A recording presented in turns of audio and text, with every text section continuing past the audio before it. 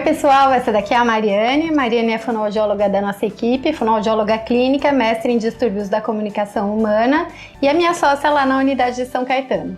Essa é a fonoaudióloga Ana Lúcia Cozonara, ela é mestre em distúrbios da comunicação humana também, especialista em linguagem infantil e diretora da clínica. E vamos lá, hoje falar sobre brinquedos. Bom, e aí? Quais são os melhores brinquedos para estimular o meu filho que tem autismo ou mesmo as crianças típicas? O tempo todo a gente se reporta ao autismo porque essa é a nossa rotina aqui. 99% dos nossos pacientes são autistas, então a gente se reporta o tempo todo ao autismo. Isso não impede de usar essas dicas para as crianças neurotípicas também. Então, como estimular com poucos brinquedos e muita criatividade o meu filho a criar brincadeiras. E também pelo o valor do brinquedo, né? Exatamente. Porque os brinquedos, às vezes, eles são muito caros. Ou a gente vai dar um brinquedo pra alguém, o que eu posso dar? Que essa criança vai usar a imaginação. E não vai só ficar naquele brinquedo que faz tudo sozinho. E também custa uma fortuna. Então a ideia, a gente pensou em alguns brinquedos que são chaves na brincadeira, né? E que ajuda tanto as crianças que não têm nenhuma dificuldade de linguagem e principalmente as crianças que nós atendemos. Sim, então a ideia é sempre que a criança tenha um boneco. Isso. Então a gente tem hoje essa boneca, a gente vai utilizar essa boneca hoje, porém a criança pode usar qualquer boneco que seja do interesse dela. Então pode ser o Homem-Aranha, o Patati Patatá, pode ser o Ben 10, enfim, qualquer um dos brinquedos, a Peppa. A gente sempre acha que quanto mais próximo da realidade for o boneco, é melhor. Porque o Homem-Aranha, por exemplo, não tem boca. E aí como é que se alimenta um boneco que não tem boca, né, Mari? Então, assim, um bonequinho mais próximo da realidade é mais fácil. Inclusive, uma das indicações que nós temos é a família pedagógica, que são os bonequinhos que é fácil de encontrar em lojas de brinquedos pedagógicos que representam exatamente a família. Então, por exemplo, se a minha família sou eu, meu marido e 2 filhos, você consegue comprar você, o marido, 2 filhos. Se a mãe tá grávida, tem bonequinha grávida, tem bonequinho do avô e da avó, a cor do cabelo. Exatamente. Então, se a mãe é loira, o cabelo do bonequinho é loiro. Se o papai tem bigode, dá pra fazer o papai com bigode. Então, fica mais real pra criança, né? Mais próximo do que da realidade dela. Exatamente. Então, esse é um brinquedo. O próximo brinquedo são os potes.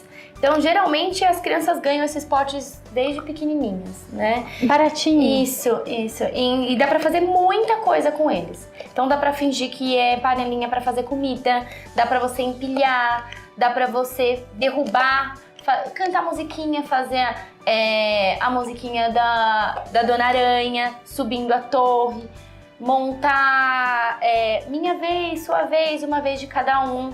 Então, dá pra fazer uma série de variações com esse brinquedo. Então, ele é um ótimo brinquedo para ter em casa e usar da imaginação com ele também. Então, lembra que a gente estava falando de uma sequência de brincadeiras? A princípio, a criança vai brincar de encaixe, encaixando uma peça em cima da outra. Às vezes até é necessário que a gente ensine a criança a fazer isso.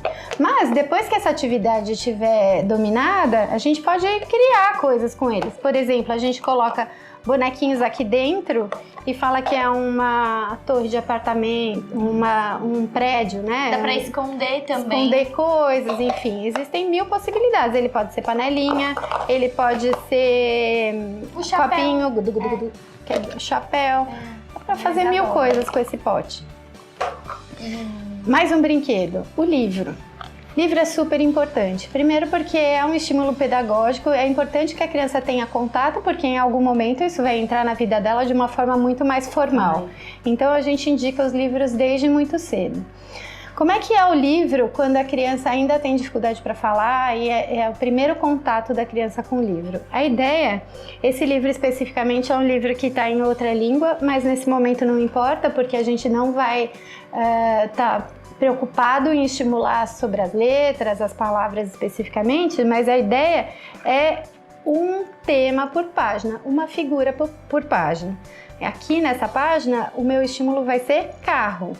Na próxima, o meu estímulo vai ser caminhão. E na próxima vai ser bicicleta, assim sucessivamente. a princípio a gente não indica um livro que tem uma história, porque ainda é difícil para a criança ter essa informação, conseguir falar com facilidade sobre um tema específico, uma palavra. Se a gente usar uma frase, vai ser muito mais difícil dela atingir esse nível. E o tempo de atenção dela também, né? Sim, sem dúvida. Então, pega um livro muito grande, com muitas figuras, com muito texto, ela não vai nem conseguir, na verdade, ver. O tempo de atenção já é curto e ela vai querer fugir para outra brincadeira que seja mais interessante para ela. Agora, mais importante é que o livro é um ótimo estímulo, mas o que a gente pretende com esse vídeo é que vocês pensem fora da casinha, que o livro não precisa necessariamente ser sempre o livro. O livro pode ser uma rampa para o carrinho, pode ser um túnel. Um túnel que o carrinho passa dentro. O livro pode ser o chapéu. Isso, ele pode esconder. Pode esconder. E as crianças gostam muito disso. Existem 1000 possibilidades para o livro. Então, quando você for adquirir um brinquedo, sempre pense nas possibilidades que ele pode te trazer. Se você não conseguir pensar em algumas possibilidades, provavelmente aquele brinquedo é caro, né? Porque ele tem que funcionar de várias formas diferentes. Então, às vezes, a gente compra um brinquedo para bebês, por exemplo, tem umas marcas super específicas que tem brinquedos maravilhosos que parece que são super estimuladores, mas que dá para brincar de um jeito só. Então, quer dizer, ele é caro mesmo, porque ele vai ter um prazo de validade muito curto, e aí depois que o bebê passar daquela fase e enjoar daquilo, ele já não vai servir mais para nada.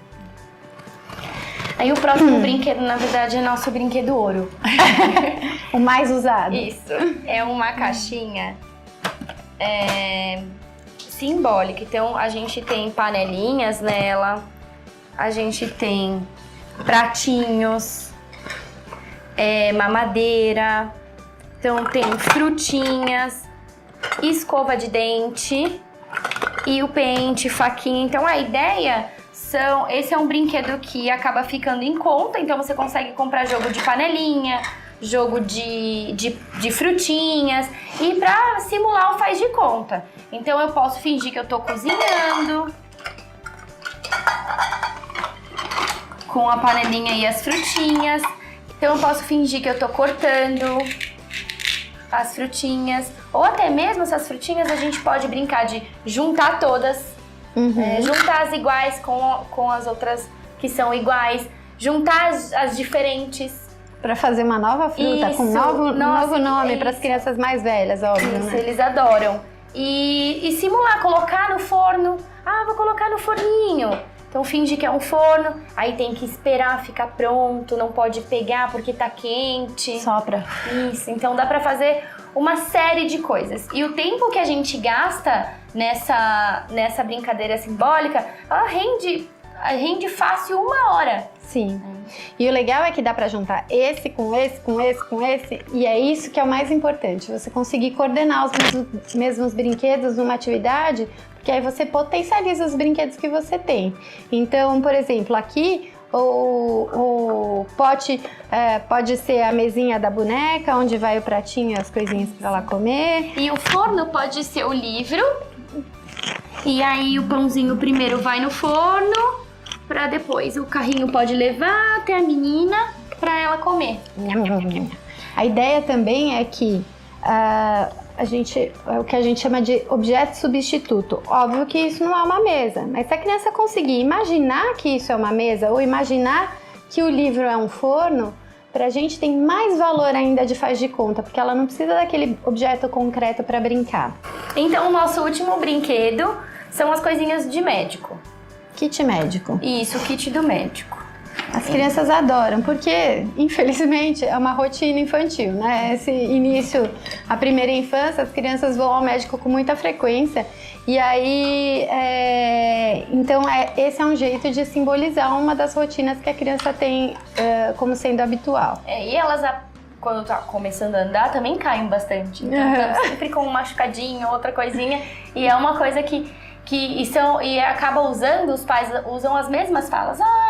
Fez um dodói, Vamos fazer um curativo, vamos dar um remédio, colocar um band-aid. Então são coisas que ela pode reproduzir e a gente consegue reproduzir as situações também, né? Então, com os bonecos. Muito legal, porque uma vez eu sou a doente, sou examinada pela criança, depois a criança pode ser o doente e eu examino, eu vou agregando coisas no repertório dela, enfim. E com a boneca também, né? E depois com a boneca, muito legal. Se você gostou desse vídeo, siga o nosso canal, nos acesse pelas redes sociais e até o próximo vídeo. Até mais. Tchau, tchau.